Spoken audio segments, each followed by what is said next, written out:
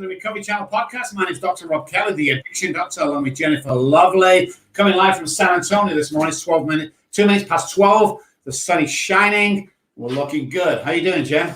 I'm doing good, feeling good. Excited about Ricky Byrd. How exciting is that to be in this conversation? Yeah, it's awesome. Absolutely. I was speaking to another person before about him and how he knows him. And I still have all my contacts in the music world, so I was putting it about. And to be honest with you, I'll tell you something now. Nobody had a bad word to say about him. Because you always have one, don't you? You always have somebody. But yeah, everyone thinks he's amazing. He's great guitarist. And just looking forward to speaking to him about his own addictions and his travels and what he's doing now to support other people. I know. I'm excited to talk about that. Recovery, talking about recovery, how to recover, stay recovered, as well as bringing awareness to our epidemic. Exactly. I was working with and again, disclosure is good here. Eddie from Eddie Van Halen. When I was working with him, and he was one for let's get this out there. You can always mention my name. Now there's 2 or 3 other A-list rock stars and rappers that I've worked with that can say, hey, you can't mention my name online or in print, but you can mention it to another alcoholic.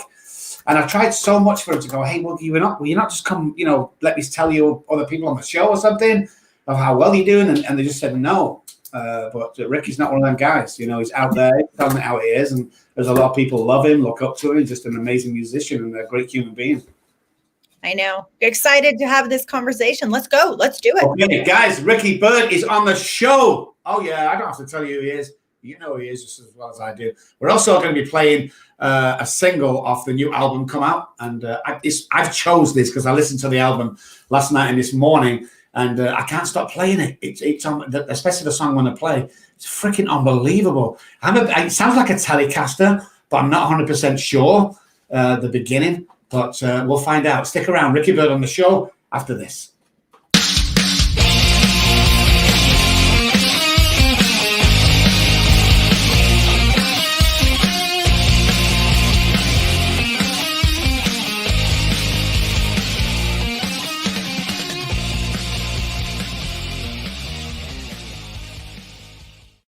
Hey, welcome back to the show, guys. This is Recovery Channel podcast coming live from San Antonio. My name's Dr. Rob Kelly, your addiction doctor, along with Jennifer Lovely. Thank you for joining us, guys. We have Ricky Byrd on the show. Ricky, good morning or afternoon, whatever you are. How are you? You all right? Living the dream, man, instead of dreaming of living.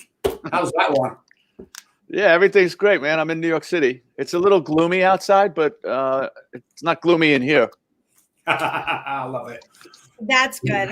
I like that. So talk to me about what a recovery troubadour is. Well, I'm going to try to do the Reader's Digest version. It was a name kind of tagged on me because I go around, obviously everything I say is pre-pandemic, to treatment facilities, detoxes, juvenile detention centers, around the country.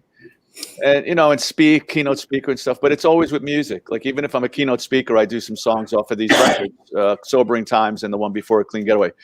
So I managed to combine my rock and roll with my recovery, which I kind of stumbled into, no pun intended. Or maybe it's pun intended. And yeah, so it's just people started calling me Recovery Troubadour. So I said, okay, I like that. That's cool. It's like the Pied Piper, right? Yeah. Sure. I'm trying to like, play to your strengths is the same. Yeah. And I guess rock and roll is my strength. I've been in recovery. September 25th, 1987 is my date. Ooh. So 33 plus, some change here. And so, yeah, I know about recovery and I know about rock and roll. And I found that like I could slip the message in a little bit more subtly than, just sort of kind of, yeah, and this is what you do. And this is, like an old timer or something. So when I do these songs in treatment, and the reason I keep doing it is because I watch the client. So let's say I'm playing at a treatment facility and I got like 60 cats in front of me, and all different amounts of time, right? One guy just came in, one guy's at the end of his, 28 days or whatever it is. Yeah. And you could see as I'm singing the songs, you could see their heads nodding up and down.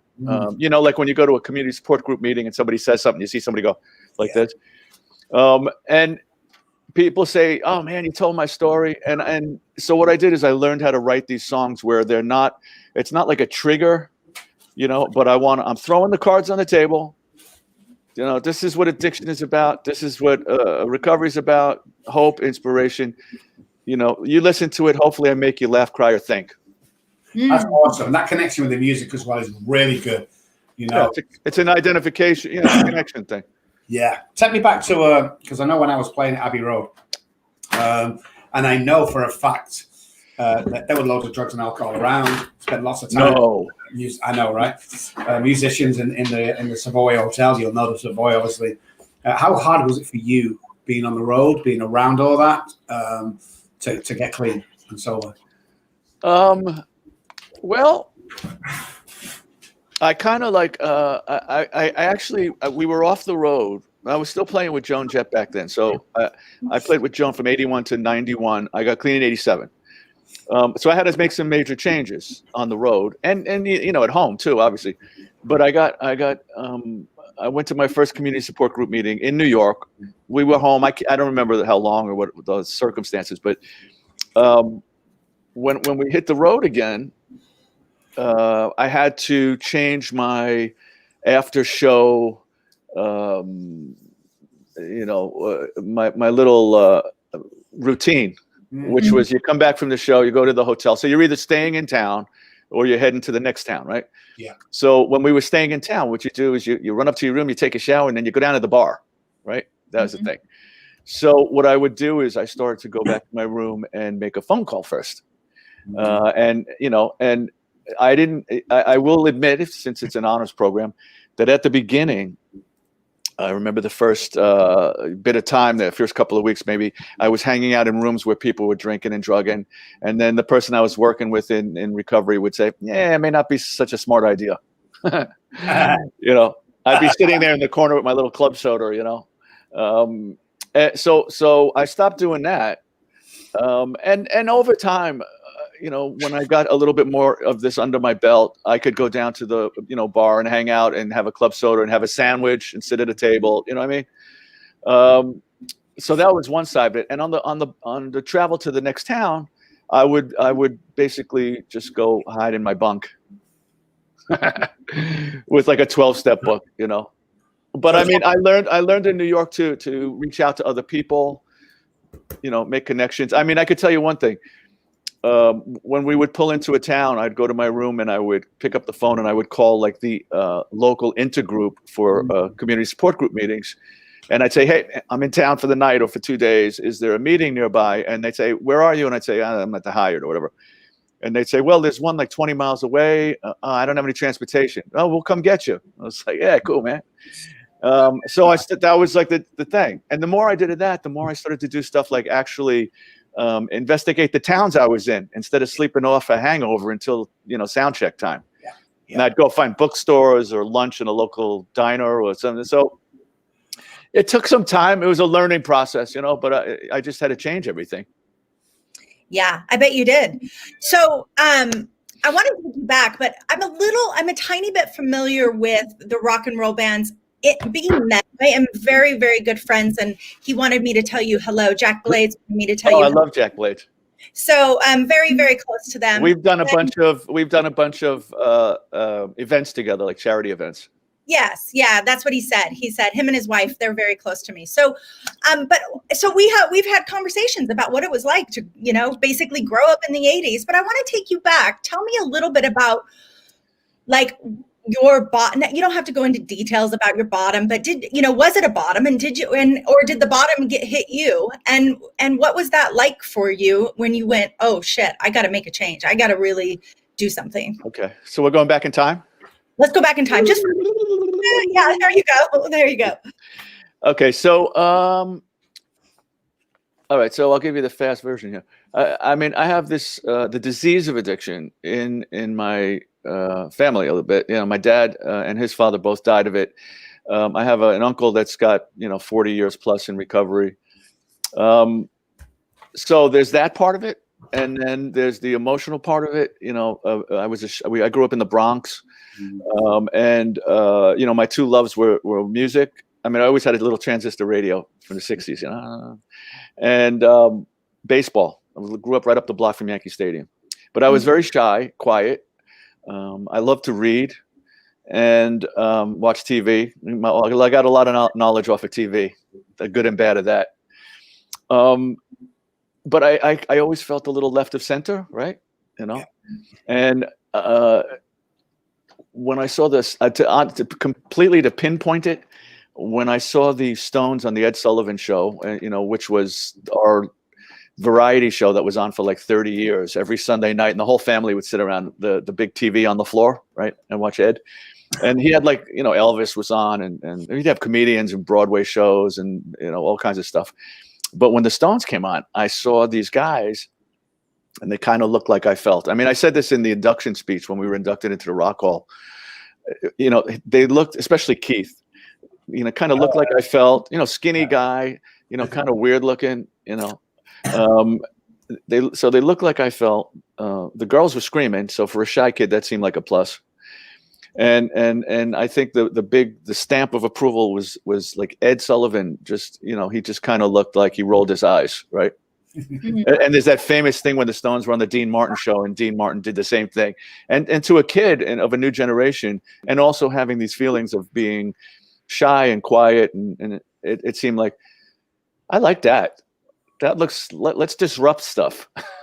Let's join that part of society, and I actually asked my mom for a guitar, and a couple of weeks later, I got my first acoustic guitar, which is now wound up in the Rock Hall, which is really cool. Oh wow!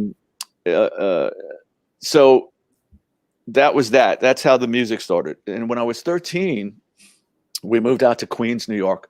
So now I started meeting other musicians, and it wasn't like it was now, like where everybody plays something or has a home studio. Yeah. There might have been, oh yeah, I play bass or I play this.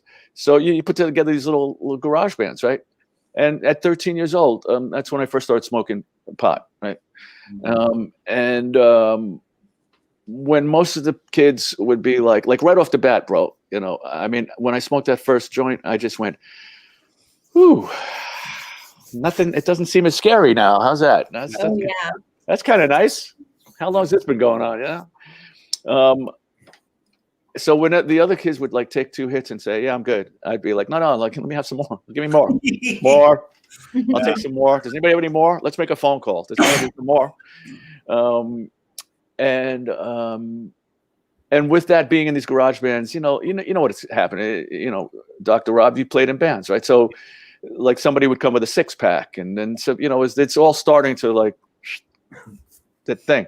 And like I said, if there were 10 of us, 8 of them, 8 of my friends were just normal kids. They went home. Oh, I got a test tomorrow. I got to do my homework. And then there were the 2 of us. Me and this guy Sky. I remember Sky Kaufman, and he was gone by 16 probably. He was into heroin way early. But I could see already that I found something that sort of distracted me from the stuff that I was fearful of.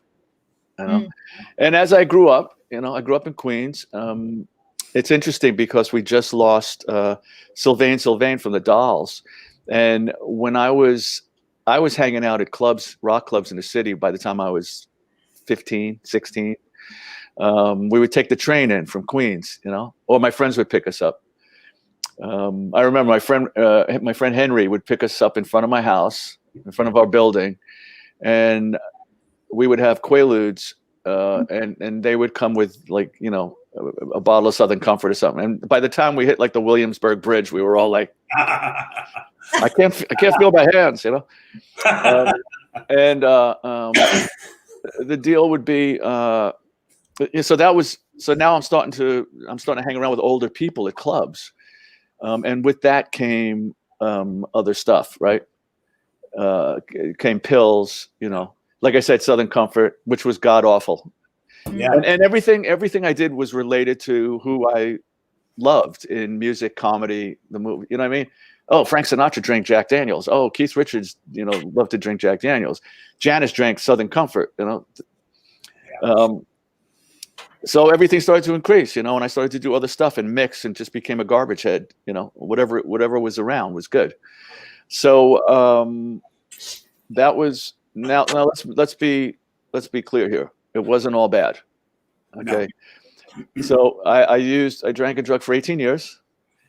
And so let's say the first 10 years or 12 years was just, I'm not saying bad things didn't happen. I'm just saying it wasn't all bad. Yeah. But we were kids, right? We didn't have responsibilities, Yeah. So we came home the next day and your mother started screaming at you or something, or you wound up in Staten Island, and so got to get home drunk or something. But we were just kids. Now, right around the end of the 70s, and my stuff kept increasing. And right around the end of the 70s, going into the 80s, now I'm getting into other bands. I get into a band that we do a record. And also, society-wise, cocaine kind of hit the street, hit the mainstream, right?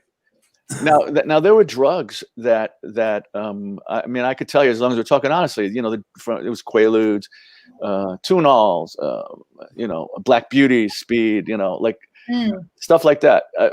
Back in the early 70s at those clubs, I didn't really know about cocaine. I mean, I snorted some Speed, but cocaine, heroin, that was something you saw like on TV or in movies. Yeah. Right. Or there was, did you hear so-and-so is but as time progressed, how drugs keep changing, and then cocaine just became part of the music industry. And I mean, because that's all I know about. I'm sure it was everywhere else too. Yeah. And I just took to it, right? Because what's the saying? That first hit of cocaine will make you feel like a new man. Oh yeah. And then unfortunately, 5 minutes later, the new man wants a hit. Right. We keep chasing that first feeling that we've had all our lives. Yeah. I chased that feeling of not feeling for a long time, man. Yeah. Guys, Ricky Byrd is on the show. We'll be right back after a word from our sponsor.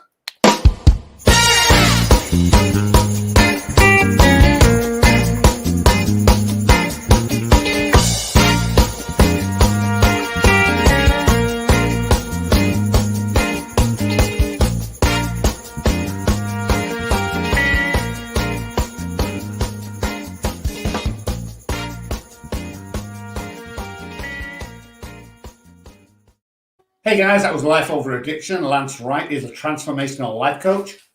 Let me help you navigate your life's path back to one of purpose and meaning, he says. The chains of shame and guilt no longer have to hold you back. Let's start a new conversation, says Lance, lifeoveraddiction.com, or you can call him direct, 310-890-2337. That's Lance Wright. Ricky, tell me about the phone call you got when you got into Joan Jett. How old was I? No, tell me about the phone call you got. You must have got a call. Oh yeah. Somebody. So we finished with the other conversation? No. We may come back to that, don't worry. I was just getting to the good stuff. Yeah. We'll come back to that, don't worry. Let's see. Right. So Carol Kay, my wife, was working at a management company here in New York that managed a lot of other artists like Aerosmith, Ted Nugent, Humble Pie, I think Def Leppard for a while, a couple of things. Anyway, Joan and her manager, Kenny, she had her first record out, Bad Reputation. And she was kind of using one of the offices up there as a base, a home base. And Carol always tells me I tell this story wrong. So maybe I don't really remember the real story. I just remember hearing that, would you like to go down and jam with this girl, this guitar player, Joan Jett? And I said, yeah, man, she's cool. Because I saw the Runaways at CBGB's. I had just finished a tour with this first record I was talking about. We had one record on RCA. The band was called Susan. And we were like a pop rock band. We were like the Raspberries, kind of.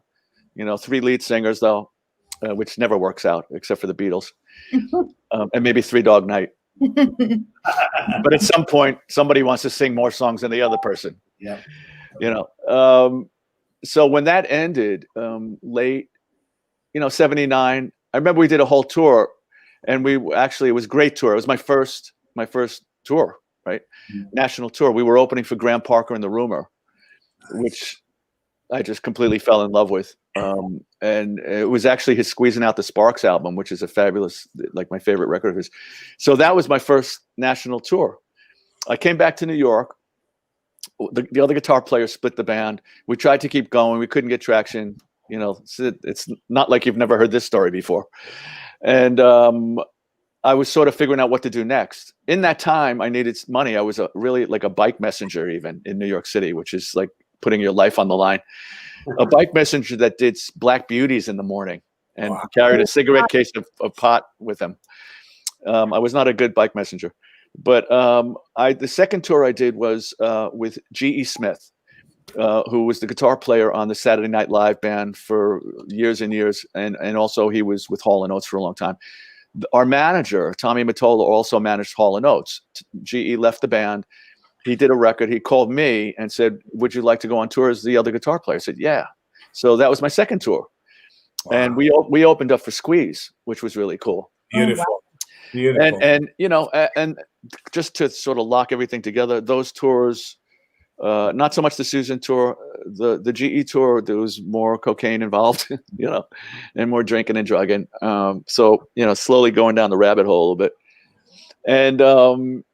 And then I'm home and it's like, what's next? And then that's when Carol called and said, would you like to go play with this guitar player, Joan Jett? And I went down there and we got along smashingly. Is that a word? Smashingly? Yes. And I joined the band and we recorded the I Love Rock and Roll record. You know, some of it was done with the guitar player was there before me, Eric Gamble, who's a great guitar player, great producer. And then we hit the road, man, you know, and we were playing clubs. We were playing clubs. We were on a Winnebago, if I remember correctly. And the record came out, and then I Love Rock and Roll started to climb the charts, and the crowds got bigger. The places got bigger. We started to open up for, like, you know, Deep Purple, Aerosmith, ZZ Top. I mean, just on and on. We were like part of these 80s packages with like Foreigner and like Loverboy and Journey. And we traveled the world. We opened up for Queen in England. But there was you know, for me, I just could speak for me, you know, there was a lot of partying. There's a lot of partying. And physically, I was not, I mean, I was at like 128 pounds and it wasn't eating right. And I just was not taking care of myself. But I was rocking and rolling. And remember, it was a different time. It wasn't really frowned upon as much as it is now. As long as you sold records, I guess record companies didn't really care, which is unfortunate, but that's the way life is. And then when I came off the road, it was just party, right? I mean, I always tell this story how, you know, we come off the road, we had hit records, and then I go to see somebody cool like Chuck Berry at like the Ritz, which was a big place here below 14th Street. You know, oh yeah, let's go up to the VIP room, you know. And I swear to you, as I'm sitting here, I spent the entire show in the bathroom, you know, just getting high. And in the distance, I could hear Little Queenie. It's like, are you coming out? Yeah, I'll be out in a minute. You know, 2 hours go by and I'm just, okay, they're closing. It's time to leave, you know? So it got to be like that, you know, like a lot of after hours clubs, a lot of, you know, a lot of stuff, man, just a lot of stuff. And then it got to the point where we just had the parties at our house, because you had to have to have sort of some control over it. And I swear they all started out fabulous. It was all like, you know, we'd get a bottle or two of champagne, you know, we'd have some dry goods, we'd have some, you know, pot and this, that, and the other. And it just freaking went downhill fast, right? Once you started doing blow, man, it just went downhill. Until then, and then it was like the next day and you're still going, where can I get some more? It's back to that. So that's the story, until about, so I'll mention one near miss amongst a few. I collapsed my lung back in '83. We were out on the road. We were in Opelika, Alabama. We were playing a college, and I had been experimenting a little bit with smoking cocaine. So I lovingly call that my Richard Pryor period. Uh, you could laugh at it now, but I wound up collapsing my lung real good. And it was pretty close. I mean, I heard after the fact that I was like, minutes away from expiring. So that should have been enough. That was in '83, but yet that wasn't enough. I worked around it. I worked around it. I tried to stay clean. It just didn't happen. And I would get these like shooting pains where the tube went in, and I worked around it. And then all of a sudden, it's like I'm turning 30. Somewhere like 86, yeah. And I'm like, that's it. I'm done.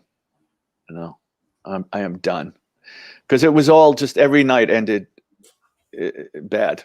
Yeah. One way or another, either emotionally, physically. I did, all the crap I did, all just awful. People like ODing in your apartment, and it's like, take them to the emergency room. All right, just give me a second. Let me finish. All the stuff that goes along with being a freaking maniac. And so 30, October 20th, I turned 30, right? And I still have my diary from then. I tried every day, man, like every day. So it wasn't really scary before that. It was like, oh, I'm probably like over the line, and then like remorse, but then you do it again, It just seemed like part and parcel with who I was, like what world I lived in. Not everybody, of course, not everybody in the music business parties. Like I said before we started this, people did way more than me, and people did way less than me, but I did enough to, cripple me, really. Yeah. And so that whole diary is the same. It's like, tonight I'm going to go out and I'm just going to have a club soda, nice dinner, come home, watch some TV.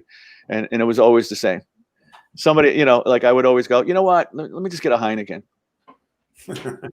Famous last words. Yeah. Right. The next thing you know, you're on the phone. It's like, all right, so I'm on 3rd Avenue, and like, could you meet me in 20? And then all of a sudden, so then now we're coming up to August. So my birthday's in October, so now it's 87. And August of '87, we went to a wedding of a friend, and they put us at a table with people we knew, and they put us next to my friend Jill T. And I turned to Jill, of course. I had my little Jack Daniels, because you can't socialize unless you get a little bit hammered. Right. And I leaned into Jill T, and I whispered my 2 favorite words at the time, which were, "You holding?" and she's in that ominous voice, actually, in a pseudo like fake Keith Richards voice. Yeah. And she said, no, I'm going to these meetings, and I'm doing this and I'm doing that, and it's like, good for you, And I started looking around the room for another victim, but she just kept yapping away, and after a while I didn't even hear anything. But the next month, September 25th, like 2 a.m, I'm standing in front of the mirror. You get that moment of clarity where like you're looking in the mirror and you're going, oh, this is not going to end well. And I picked up the phone and I called Jill, and the next day she took me to my first community support group meeting, and there you go. Now the last 33 and change, have they been easy? No. Sometimes it's easy. I mean, I've been less than broke. I've had no career. I've been completely confused of what to do next. I've worked regular gigs, to make money. But the one thing I didn't do was pick up a drink or drug over it. So give the man a cigar, right? Yes. And that's because we don't do this by ourselves. Yeah. Right. We have people that we could call to lean on. I believe that addiction of any kind thrives in isolation. Mm-hmm. So to me, it's the fellowship of whatever you believe in, whatever group you believe in, if that's what your thing is. Being part of that community and having a lot of phone numbers and people to reach out to is really important. Now, are there exceptions to the rule? Yeah, I know people that have just put down, they were the worst, stone cold freaking mess, and they put it down one day and they never did it again. There's always exceptions to every rule. Mm-hmm. It's not me, and I don't think it's the majority. And so that began my journey. So I've and I broke through everything. I faced all my fears. I've made many errors in judgment in recovery. Yeah. You know, some of them worse than others. But you know, I'm still standing. I do a lot of reaching out. Like you said before, I'm not anonymous about my recovery. I'm anonymous about how I do it. That's for private conversations. And you know, we just keep doing the deal, as the expression goes, right? And you know, right now, I mean, the thing I miss most right now in the pandemic is going to these treatment facilities with my acoustic guitar and playing songs off of Sobering Times and Clean Getaway, because the stuff that I get back from that, there's no price you could put on that. And when I put these records out and I start hearing from people around the world telling me, "Quitting time, man, that's my story. This one's my story. That one's my story." You know, like, I know that I'm doing the right thing. The other thing I would like to be doing, and since we're live here, and I'm in New York, I was certified 2 years ago as a drug and alcohol substance abuse counselor and a recovery coach. And I got to work for a couple of months before the pandemic at a great place out in Staten Island called Christopher's Reason. And I just loved it. You know, and I incorporated, after a couple of days there, they said, "Hey, could you do some music in your groups?" And I was like, yeah. But I need to find a way to do this, because I need to get hours, right? Yeah. Or I'll never get there. That's perfect, Ricky. We'll start sending you some clients like today. Yeah. Well, I need to do what I'm trying to find out the way that I could do some sort of groups that it's official, where I could get hours, you know, through Oasis, which is the New York licensing. You know, so I've reached out to a few people. It's like, do I have to work for a place first, and then I could do this, but like group, like a counseling thing or something. And I just want to keep doing it. I went to school, you know, I went to 2 years ago, I went to school for, what was it, like 5 or 6 months or something like that. I mean, I tried to do more stuff in a shorter amount of time instead of extending it. So I did all of that, and I really love it. The other thing I wanted to do is, as far as like recovery coach thing, is, of course, you can't really do anything now. I can't go to a treatment facility right now. First of all, the one that I go to every month to do my groups in New Jersey, they're not letting anybody in. Yeah. But you know, I thought, like, my experience in the entertainment field, I would love to be like a recovery coach somehow in the music. Oh, yeah. So we're doing a record here, and so is newly sober. Can you come down to the studio and hang out with, you know? Yeah. I think I'd be fabulous at that kind of stuff. I mean, I love doing it just for civilians that are, you know, at treatment facilities, but I think I'd really like be slamming doing it for, and so I always put the word out there. I mean, I got plenty. Right now I'm in the mode of this new record, so I'm doing a lot of promo for it and stuff like that. But if anybody out there, you know, wants a counselor in training, it's got to be New York, though. Okay, so I want to bring us kind of back to, like, it's really interesting that you played with, you know, Joan Jett, and you've had this interesting career, and in some ways the rock and roll career is as fascinating with the stories as recovery. Talk to me about and I'm not asking you to pin one against the other, but I'm really curious about what really is in your heart, you know, in terms of what you love to do more. I mean, being and supporting people with recovery and playing music and being in the rock and roll world, you know, I mean, I guess you can't really pin them against each other, but what moves you? Well, I mean, both. And I'm lucky that I have, and once again, let's take the pandemic and put it over here. Like, if this was a regular year, I would be doing a lot of recovery stuff around the country, you know, events. Like, I've done 2 recovery events at the Rock Hall in the summer. They called me to be there, like their guy. And like the last summer, I brought Kathy Valentine from the Go-Go's, Genya Raven, who's a DJ on Underground Garage. I had the year before, I had Michael DeBar, another DJ, and an actor, and my friend from, you know, just a great people, you know. So I get asked to do these things. So that's that. And I love doing keynote speaker stuff. I think that's really cool too. Yeah. But then I also get these regular charity events that happen either at the Rock Hall or like we had this. We do that like a lot of them. We do the same every year. We do one every year, and that got canceled. And that is just a bunch of my pals from the music business, like Liberty DeVito from Billy Joel's band, like Jeff Carlisi from 38 Special, Rob Arthur from Peter Frampton's band, Danny from Chicago, the drummer, Damon Johnson, who played with Alice Cooper, Peter Stroud, Sheryl Crow's guitar player, and we're the band, see? And then there's special guests. Actually, this year I was the special guest, which is good because I didn't have to learn all the songs. I just came out and did 2 songs. I did like I Love Rock and Roll and Little Queenie. And I love doing that too. Like you just, what's better than playing rock and roll? Right. So I love doing both things. But as being a guy that's been in recovery for a long time, I just love the response that I get from people when I do my groups. Like this one cat, like out in Paterson, New Jersey. I remember I was doing what's one song from the record? Well, I always end with "Change Is Gonna Come." That's for sure. I love that song, in my key, not in Sam's key. and I had this guy come over to me. He had like tattoos on his neck. He's like big beefy guy, and you made me cry. and I said, well, that's good because we ran from our feelings. So if you're crying, that's progress, baby. Yeah. How we can touch people like that. Guys, Ricky Bird's on the show. We'll be right back after this.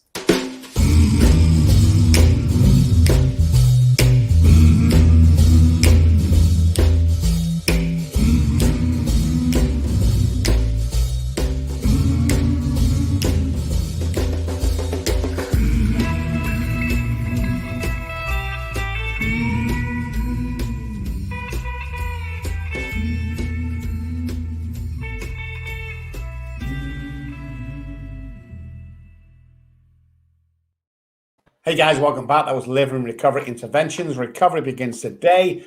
Recovery begins together. Give the gift of recovery, says Travis. If a loved one is in trouble, call Travis 801-573-4188, or you can visit the website liveinrecoveryinterventions.com. And remember, recovery begins today. Recovery begins together. 801-573-4188. Ricky, worst and best time of your life?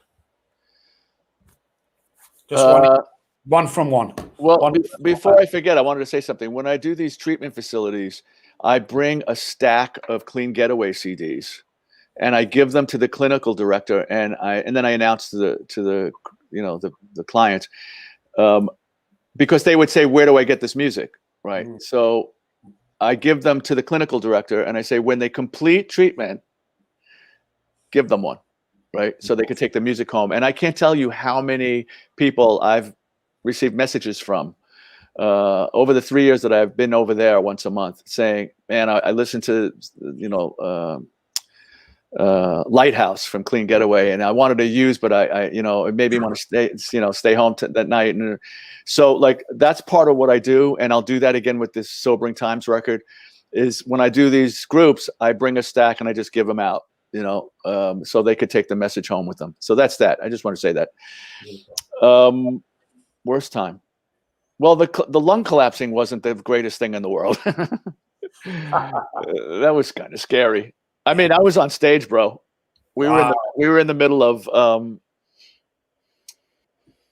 think it was Crimson and Clover, and it felt like somebody was sitting on my chest. And I came off the stage and I remember saying to the road manager, yeah, I'm not feeling that good. And the answer was, could you make it through the encore? And I'm like, I'll just lean against the amp, swatch me. Wow. So that whole experience was not good because what they have to do with a lung collapse is they put a tube, like I remember them holding my arms down and say, look, we can't give you anything, but we have to put a tube in your chest. So they kind of just give you a local and then they pop a tube in, and that sucked big time. Wow. And then it was followed by Demerol, so the sun came out. But so that was bad. I guess that little moment of time before I walked into my first community support group meeting was freaking awful. What don't you feel? all the emotions that you feel now, right? In recovery, what's the one that you never feel now? Probably it's despair. Yeah. Right. I mean, you feel sadness, you get blue, you know, you're exhilarated, you're happy. Despair hasn't been in my vocabulary, you know, and despair comes with addiction, right? Those moments where you can't stop, where you have this horrible remorse, but you can't do anything about it. You have no clue what to do next. That's awful. Oh wait, they call that the gift of desperation. See what I mean? Yeah, well, and I happen, so how I come into recovery, Ricky, is that both of my boys became heroin addicts. And so I came in it from the family side, and you know, it's devastating for a mom to have her children turn out to be heroin addicts, right? Like, talk about shame. So I mean, you guys have shame, but on the other side, there's an immense amount of shame, right? Yeah, of course. So talk to me about what wanted to be expressed in you. What was the despair that really wanted to be expressed? Well, let me finish what Dr. Rob was asking. The best time was probably at the Rock Hall, playing with Paul and Ringo. Yeah. Oh, I thought that was you. Yeah. I'm looking at it, I'm thinking, is that Ricky? Oh man, what was that like? Holy moly. You know, I don't want to lose your question, but so the bottom line to that is, and this is very New York guy, at sound check, like Joan wanted to play with her own band, you know, for the actual piece that she did, and that sounded completely okay. And they said, but you're going to be in the final jam with, you know, I'm going to put you next to Joe Walsh and you know, Stevie Wonder will be there, and I'm like, okay, that sounds good. So at sound check, I noticed, excuse me, and Paul Schaefer, who I know for years and years, he had a list of all the, like, we were going to do I Want to Be Your Man, and he had a list of okay, Joe Walsh, you do the first solo, Billy Joe Armstrong from Green Day, you're going to do the second one, Ricky Byrd, you do the third one, this one, do the right? And I noticed in soundcheck that nobody would actually go near Paul, you know, like the solo, and I said, yeah, well, that's not going to be me, because I'll never get this chance again. So you could see in the YouTube of that night, it's like as soon as Paul tapped me on the shoulder, Paul Schaefer, I went straight over to McCartney, right? And we would like, and he was smiling right at me. There's like, somebody took these wonderful photos of us, you know, and there's actually one photo, like a tight crop of me, McCartney, and Ringo behind us, and I'm like, wow, that is really surreal, you know. But I asked them after the show, after the night was over at the after party, I said, I hope I didn't, you know, cross any lines, and in his Paul McCartney wonderful accent, he said, no, it was great, it was very rock and roll. It's like, you know, people sometimes are afraid to come over to me. And I just Bronxed them, man. I just, like I said, yeah, I'm doing this. And there was Gary Clark Jr., who's unbelievable. You know, I mean, there was like, everybody was on the stage. And people asked me if I was nervous. You know, I bet you everybody would say the same thing. I mean, I'm assuming. Not really. It was sort of like we were all locked into the moment. You know, I knew it was McCartney. Like, there was part of my brain that says, crap, it's Paul McCartney. But then he was the bass player. You know, it was just a bass player, right? And we were doing I think we did a little help from my friends, and you know, but McCartney, Ringo, yeah. But I turned to my left. Peter Wolf is there from Jay Giles, and I was a huge Jay Giles fan. Stevie Wonder's playing harp. You know, Patti Smith is up there. You know, I mean, it was just like freaking weird. But that could be one of my favorite moments. Yeah. Okay. Now, your question was. Well, I guess really one of the things that I just noticed is that we, in recovery and in music, like, it's the thing, these two things bring us together, right? Like, they really bring us together. They allow us to be, our humanity is allowed to come out in that moment. Ricky, you got to your humanity came out. You had that same starstruck experience. You really wanted to be with Paul, right? And you had that experience of your own humanity in that. But in your despair, I was really wondering, what is the thing that wanted to be expressed that you couldn't express yourself? How about one word? Help. Sure. Yeah. I mean, that sort of narrows it down. It's like I knew that it had to stop, but I wasn't quite sure how. Now, with that said, my uncle, who I mentioned before, that's got, 40 years plus, he would send in the 80s, I would get envelopes filled with 12-step literature. Mm. You know those things you see in the rack at Yeah. a community support group? And I had not a clue what the hell he was talking about. And I would I joke about it, but I would use them to, like we had like that black lacquer 80s table in the living room. And I would use one of those things to put my glass on, or else, you needed something to cut something. It seemed like a good idea. But he was planting a seed, right? That's what that whole thing is. And now as a guy in recovery, that's what I try to do. I learned early on from doing these groups, because I remember when I first started going to these places, I would come back the next week and somebody, one of the counselors there or something would say, remember that guy that was sitting over there that you were kind of like cracking jokes with? He left early and they found him in a Dunkin' Donuts with a spike in his arm, and it was happening over and over again. And I was feeling, I was going through like a depression from it. And it had to be explained to me that you can't fix somebody. You could just put the message out there. You could guide them. You could suggest things. You could bring them to the water. You can't make them drink, right? But if you're going to be this guy, you're going to have to unpersonalize what you're doing, because you can't be a counselor and be devastated. You could, of course, you could be sad and upset and horrified. But when somebody doesn't make it, I mean, the statistics show that if you make it in this and you have long-term sobriety, you should plant a tree, because a lot of people don't make it. My dad didn't make it. My dad did not make it.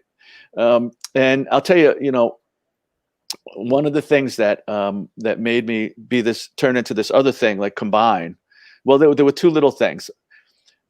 On the first album, Clean Getaway, is a song called Broken Is a Place. And I wrote that with my friend Richie Supa, who lives in Florida now. Richie's written a ton of, he co-wrote Amazing with Steven Tyler. I mean, famous songwriter, and a big example of recovery in South Florida. But we used to run together, right? Richie's apartment in New York was the one you came in on a Thursday, and on Monday morning you'd probably leave. But we wrote the song called Broken Is a Place because I was feeling a little squirrely, as we say. I don't remember. It was like 2012. And he said, come down to the house, stay at the house, we'll write. And Broken Is a Place. I came back to New York. I recorded it quick. I put it online, and I started getting messages from people around the world, right? That's A. B was I did a recovery event in DC. No recovery songs yet, just rock and roll songs.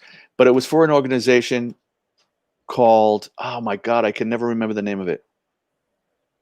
But it's about their family members that have died from opioids and heroin. Maybe you know all the organizations. Any ideas? I can't remember. I know it's. Yeah, me too. So we get there and we're playing outdoors, lovely September day in front of the you could see the Washington Monument. They were like senators in recovery that were speaking, breaking their anonymity and all kinds of, but I got in the day before. I stayed over. I got up early to go to sound check, and when the elevator doors opened, there were the lobby was filled with family members and friends of people that have lost people to opioids, right? And they were all wearing shirts, purple shirts, with pictures of their family members or friends. And then they all started to come over to me and talk to me.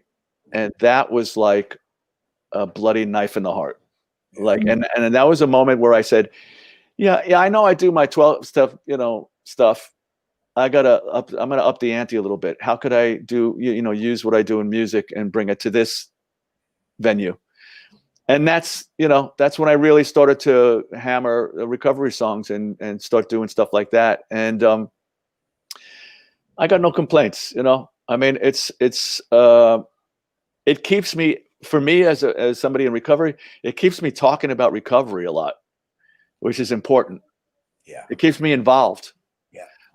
And so for me, that's fabulous. And for whatever anybody else gets from it is just like a blessing, you know. And as a songwriter, you can't ask for anything more. Like when people say to you, "Oh man, I ID'd with that," like that sounded like me, or you know, you made me think, you know, or that song was funny, you know, it made me think of stuff I used to do. So I always say, like, you know, if you're struggling, you know, my records are perfect for you. If you're in recovery, it'll probably remind you why you're in recovery. Yeah. You know, and if you're just a fan of loud, proud rock and roll, this is a good record for you. I love it. I love it. I remember when a patient of mine died, we'd only taken him on a few weeks. He was more a friend than a patient, but his parents were paying. And he called me. He texted me from somewhere in another state, and he said, "I don't feel great." I texted him back, "Do you need me to come over there?" And he's like, "No, I'm okay." He's like, we'll get the plane out and we'll come over. "No, I'm okay. I'm just going to see my doctor." And I didn't hear from him. And then his mom called me to say they found him in a McDonald's dead with a needle in his arm. And I felt so bad, so bad. And when the funeral came, I went to the funeral, but I was praying his parents didn't see me because I felt so ashamed that I couldn't save this guy. And they came over, and Ricky, I thought I was going to die. And they grabbed me and they were crying. And she said, "Thank you for trying to help my son." And it was right there and then I knew that I could not get emotionally involved ever again. Yeah, it's tough. It is Tough. It's a boundary, right? I mean, I just got a phone call 2 days ago, somewhere at the beginning of this pandemic. A friend of mine who's been in recovery a long time said that, you know, her son was really struggling with opioids and heroin, and we managed to get him into treatment into a sober house. You know, not a kid, you know, like I may be 30 or something. I'm not sure about and I think I talked to him, if I'm not mistaken. But I called other people that knew more about how to get somebody into treatment. Yeah. And then I just heard that they found him. Yeah. You know, I mean, you don't even know what to say. It's like, if you're in recovery, thank your lucky stars. Yeah. You know, and there's no guarantees, man. I mean, the deal is if you work it, if you do the next right thing, as my first guy used to say to me all the time, do the next right thing, the odds are that you're going to stay clean and sober a day at a time. But then every once in a while, there's somebody that goes to, you know, 7 community support group meetings a week, has 5 sponsees, you know, and then all of a sudden they walk past the bar and it's a hot August day, and they, you know, the door opens up and they hear their favorite song and they go in there and they order a vodka. Like, it's the weirdest disease. It's just like waiting on you to pounce. Yeah. So, but the odds are, if you do it works if you work it, right? And if you keep it in the day, you keep vigilant, you keep connected with other people, you keep doing the next right thing, soak in all the information, you know, follow suggestions. There's a really good chance your life is going to completely change. And that doesn't mean bad things aren't going to happen. It just means that you're not going to have to drink or drug over them. Correct. Ricky, I want to. No, I sound like a counselor, don't I? Oh, you are. Yeah, definitely. I'm going to send you some clients. I want to send you Sobering Times in a second, the new album, Sobering Times. But before that, can I play my favorite track off that, Rick? Oh, please. Okay. Now, we're all on screen and we've got a hot mic, so I'm just putting that out there for the guys on the screen. I won't sing.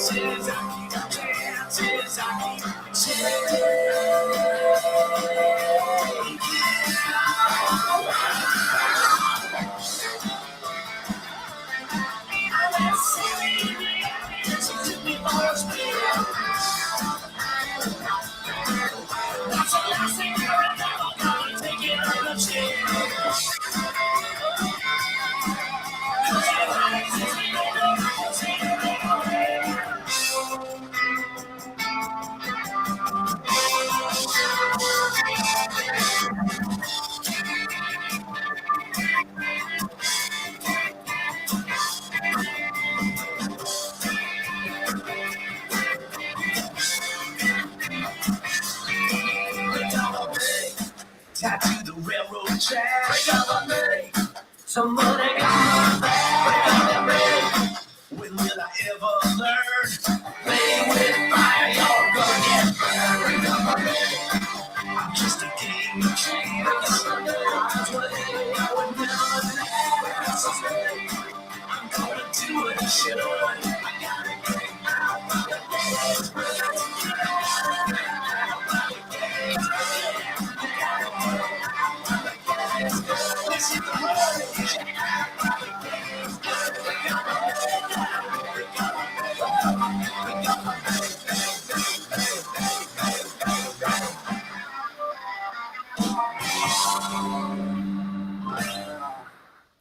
That's what I'm talking about, Ricky. Yeah, That's Oh my God, that's awesome, isn't it?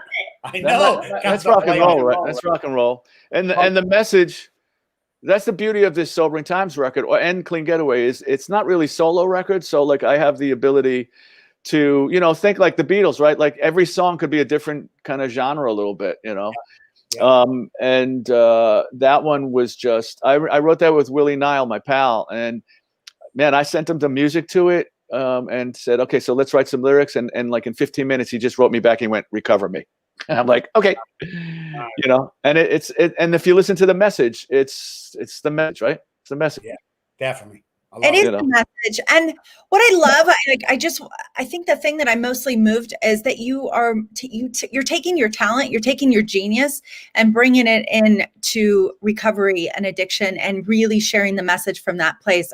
I mean, it's really moving. Thank you so much for this work that you're doing. Genius is a little strong, but thank you.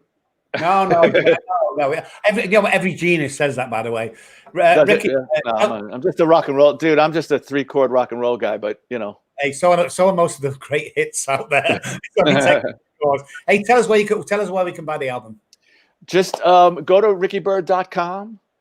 There's a store. You could get the Sobering Times record. You could get the Clean Getaway record. There's Sobering Times t-shirts we just got in. There's Clean Getaway t-shirts that are really cool. And also I'm having a contest from today, the 15th until the 31st, where if you just buy an unsigned or a signed Sobering Times record, it puts you in the running to get the Bird Big Ass Bundle, which is like, both records, signed lyrics, handwritten lyrics, guitar picks, all that kind of stuff. But it's a cool, whether you're in recovery or not, it's just a cool rock and roll record. It is. You are you're so generous with your time, with your artistry, and with your heart, truly. I mean, I'm really moved by the conversation and all that you have been through and what you're willing to give back to this community and just the humanity in general. So I'm thank you for that. Well, it's nice to be part of some sort of a solution in a world that's going sideways. I know. We need that. Yeah. It's just everybody should try to do something for society, whether it's in recovery, volunteer for, to deliver food, everybody, we all, it's all hands on deck, baby, Yeah. I like that. The more we get it out there, the more people help, the more we in. Ricky, I want to thank you so much for coming on the show. Thanks for having me. Before we finish though, I want to say thank you for all the music you brought us and continuing to bring us. You're an absolutely amazing musician. I've 24 hours, maybe 48. I've been studying you, looking at what you've done, looking at all your solo stuff. And I've stood next to some of the best musicians in the world. And I tell you what, you're up there, buddy. Oh, God. Listening to you today, I'm gonna have to call my sponsor now. All right, yeah. But the compassion you have today is phenomenal. I remember speaking to Freddie about life in general, and you remind me a lot about him. Your compassion, you're into this. It's no bullshit. You're telling the truth. It's in your heart. And I want to thank you for being that person, Ricky, and thank you for standing out there in the public saying, hey, here I am. If you need me, this is where I'll be. Thank you so much for being on the show, Ricky. I appreciate it. Had a great time. Have a lovely day and keep spreading the word. Spread that message, man. Yeah. Thank you so much. Thank you for, not being anonymous so other people can heal and and recover. I mean, you know, these kinds of conversations are what keeps my kids sober. So thank you so much. And I understand people that are totally anonymous. I mean, how we do it, that's anonymous by nature. But and I understand, because I've talked to those same musicians. They say, nah, I'm not really, you know. And my thing is like, dude, everybody, like I was like publicly high, like, so you know. I mean, really, that's just me, you know. Everybody deserves their own path. I know, crazy how they want to cover that. I was like, dude, you've been on national TV or that movie, you were fucked. I could see you were fucked. You don't want to come out being clean and sober. What the hell's going on? Yeah, you know? It's all good. Yeah, excellent, man. All right, man. We'll be right back after this, guys, to close the show. But for now, thank you to Ricky Byrd, phenomenal guy, phenomenal guitarist, and a phenomenal human being. Let's end this like.